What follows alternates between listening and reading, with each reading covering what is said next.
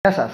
Με το σημερινό βίντεο θα αναφερθούμε σε κάποια έξυπνα tip όπου θα μας βοηθήσουν στην αύξηση της μυϊκής μας μάζας χρησιμοποιώντας κάποια συμπληρώματα διατροφής 6 μέσα στην ημέρα. Μείνετε λοιπόν συντονισμένοι.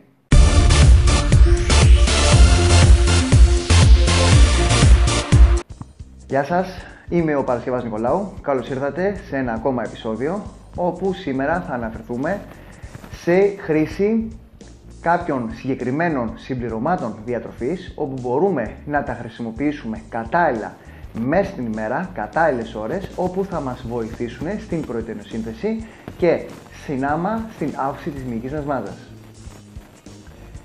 Τα τελευταία χρόνια έχουν γίνει αρκετές έρευνες όπου έχουν δείξει ότι ένα από τα πιο βασικά αμινοξέα στην αύξηση της μυϊκής μας μάζας και της πρωτεϊνοσύνθεσης είναι η λευκίνη. Η λευκίνη είναι ένα από τα τρία αμινοξέα που απαρτίζουν τα BCA αμινοξέα. Τα αμινοξέα δηλαδή της διακλαδισμένης αλυσίδας. Τα τρία αυτά είναι η λευκίνη, η βαλίνη και η ισολευκίνη.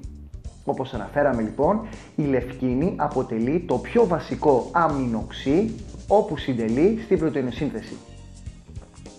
Έτσι λοιπόν, η λευκίνη είναι απαραίτητη να καταναλώνεται μετά την προπόνηση. Έρευνες έχουν δείξει ότι αν καταναλώνουμε τροφές πλούσιες σε λευκίνη, ιδιαίτερα μετά την προπόνηση, βοηθάει πάρα πολύ στην πρωτεϊνοσύνθεση και σαν αποτέλεσμα στην αύξηση της μυϊκής μας μάζας. Όπως είπαμε, η λευκίνη βρίσκεται στα BCA αμινοξέα.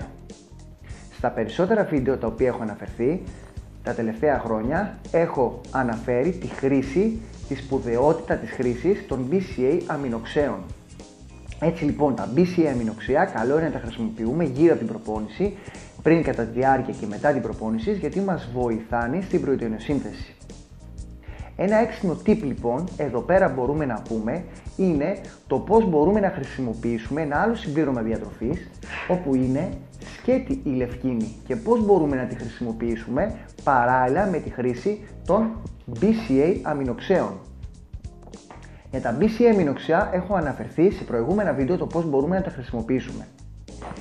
Τη λευκίνη λοιπόν μπορούμε να τη χρησιμοποιήσουμε κυρίως για μετά την προπόνηση. Μάλιστα υπάρχουν έρευνες όπου έχουν δείξει ότι αν προσθέσουμε εξτρά λευκίνη, αμινοξύ λευκίνη στο σέικ μας μετά την προπόνηση, σε σέικ το οποίο να περιέχει φυσικά υδατάνθρακα καθώς και whey πρωτεΐνη ορού γάλακτος, αυξάνει επιπλέον την πρωτεϊνοσύνθεση. Οπότε ένας έξυπνος τρόπος είναι να χρησιμοποιήσουμε έξτρα λευκίνη στο σέικ μετά την προπόνησή μας. Εγώ θα πρότεινα περίπου 1,5 με 2 γραμμάρια έξτρα λευκίνης εάν καταναλώνουμε μία σωστή, σεβαστή ποσότητα whey πρωτεΐνη ορού γάλακτος μετά την προπόνηση, όπου είναι περίπου 20 με 30 γραμμάρια, έτσι ώστε η συνολική ποσότητα λευκίνης που θα καταναλώσουμε να είναι κοντά στα 3,5 με 5 γραμμάρια λευκίνης. Έτσι λοιπόν, χρησιμοποιώντας την λευκίνη εξτρά, καταναλώνοντάς τη μετά την προπόνησή μας, στο shake μας μετά την προπόνησή μας βοηθάει επιπλέον στην πρωτεϊνοσύνθεση. Ένα άλλο έξυπνο tip όπου μπορούμε να χρησιμοποιήσουμε την λευκίνη είναι μαζί με κάθε ένα γεύμα όπου καταναλώνουμε. Όπως προανέφερα, προκειμένου να υπάρξει επαρκή πρωτεϊνοσύνθεση, κάθε γεύμα μας θα πρέπει να περιέχει κατ' ελάχιστο μία ποσότητα 2,5 με 3 γραμμάρια λευκίνης. Έτσι λοιπόν δεν είναι μόνο απαραίτητη η συνολική ποσότητα πρωτεΐνης που χρειάζεται να καταναλώσουμε σε κάθε γεύμα έτσι ώστε να αυξηθεί η πρωτεϊνοσύνθεση, αλλά κυρίως μας ενδιαφέρει η ποσότητα της λευκίνης όπου εμπεριέχεται στο γεύμα αυτό. Υπάρχουν κάποιες τροφές οι οποίες είναι πιο πλούσιες σε λευκίνη, πρωτεϊνικές τροφές όπως είναι τα αυγά και τα κρέατα και τα ψάρια και κάποιες άλλες τροφές όπου έχουν μικρότερη ποσότητα λευκίνης. Εμείς για να είμαστε σίγουροι, έτσι ώστε να μπορούμε να καταναλώνουμε επαρκή ποσότητα λευκίνης έτσι ώστε να αυξηθεί η πρωτεϊνοσύνθεση σε κάθε γεύμα, καλό είναι να προσθέσουμε 1,5 πάλι με 2 γραμμάρια λευκίνης σε κάθε ένα μας γεύμα. Οπότε θα έχουμε καλύψει μία συνιστόμενη ποσότητα 3,5 με 5 γραμμάρια λευκίνη στο γεύμα, όπου αυτή είναι η ποσότητα όπου δείχνουν έρευνες όπου αυξάνουν την πρωτεϊνοσύνθεση. Έτσι λοιπόν, ένα έξυπνο tip για να αυξήσουμε την μυϊκή μας μάζα και την πρωτεϊνοσύνθεση είναι να προσθέτουμε 1,5 με 2 γραμμάρια έξτρα λευκίνης σε κάθε ένα από τα γεύματα τα οποία καταναλώνουμε.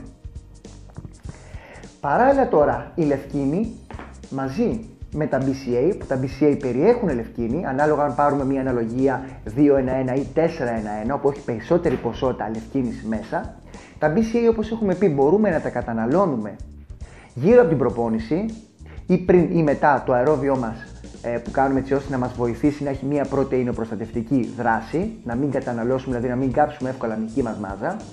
Τα BCA μπορούμε να τα καταναλώσουμε και μόνα τους. Η λευκίνη καλό είναι να καταναλώνεται μαζί με τροφές όπου περιέχουν επίσης πρωτεΐνη και περιέχουν και άλλα μέσα αμινοξέα. Καθώς και τα αμινοξέα, τα BCA τα άλλα δύο, τη λευκίνη και τη σολευκίνη. Οπότε τη λευκίνη καλό είναι να την καταναλώνουμε, όπως είπαμε, μαζί με τροφές πλούσιες και σε άλλα αμινοξέα. Αντίθετα, τα BCA μπορούν να καταναλωθούν και μόνα τους. Ένα έξυπνο tip επιπλέον που θα μας αυξήσει την πρωτεϊνοσύνθεση είναι ότι ανάμεσα στα γεύματά μας μπορούμε να καταναλώσουμε και εξτρά BCA αμινοξέα. Οπότε, συνοψίζοντας, ο συνδυασμός της λευκίνης καθώς και των BCA αμινοξέων θα μας βοηθήσει εξτρά, θα μας δώσει ένα extra boost στην πρωτεϊνοσύνθεση, έτσι ώστε να μας βοηθήσει επιπλέον και να συντελέσει στην αύξηση της μυϊκής μας μάζας. Έτσι λοιπόν, λευκίνη μπορούμε να χρησιμοποιήσουμε σε γεύματα μαζί όπου έχουν αρκετά αμινοξέα, με κάθε γεύμα και να προσθέσουμε έξτρα λευκίνη στο shake μας μετά την προπόνηση για να αυξηθεί η πρωτεϊνοσύνθεση. Ενώ τα BCA μπορούμε να τα βάλουμε κατά τη διάρκεια της προπόνησης, πριν την προπόνηση, εξαρτάται τι θα καταναλώσουμε εκεί πέρα. Αν έχουμε και κάποιο shake πριν την προπόνηση, θα έλεγα ότι δεν χρειάζεται επιπλέον BCA να χρησιμοποιήσουμε, οπότε μπορούμε να τα βάλουμε κατά τη διάρκεια της προπόνησης τα BCA και να βάλουμε και BCA ενδιάμεσα στα γεύματά μας. Έτσι λοιπόν, με αυτά τα δύο tip αυξάνουμε όλη την ημέρα, κατά τη διάρκεια της ημέρας, την πρωτεϊνοσύνθεσή μας.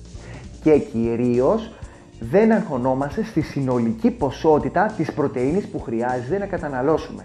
Όπως ανέφερα, για να επέλθει η πρωτεϊνοσύνθεση, κυρίως μας ενδιαφέρει η ποσότητα της λευκίνης σε κάθε γεύμα και όχι τόσο η συνολική ποσότητα της πρωτεΐνης.